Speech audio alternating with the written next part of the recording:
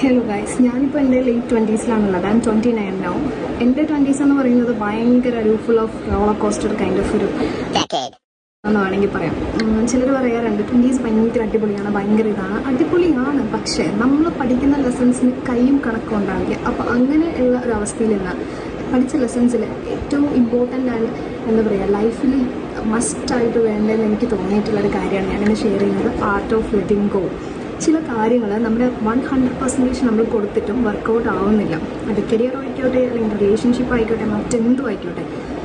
മറ്റുള്ളവർ ചിലപ്പോൾ പറയും നിങ്ങൾ എഫേർട്ട് എടുത്തില്ല, പ്ലാൻ ചെയ്തില്ല, ഓർഗനൈസ് ചെയ്തില്ല, അങ്ങനെ ചെയ്തില്ല, ഇങ്ങനെ ചെയ്തില്ല. It doesn't matter. നിങ്ങൾക്ക് തോന്നുവാണ് നിങ്ങൾ നിങ്ങളുടെ 100% കൊടുത്തു, നിങ്ങൾ കുറേ കാര്യങ്ങൾ അതിനോട് ചെയ്തു, പക്ഷേ വർക്കൗട്ട് ആവുന്നില്ല.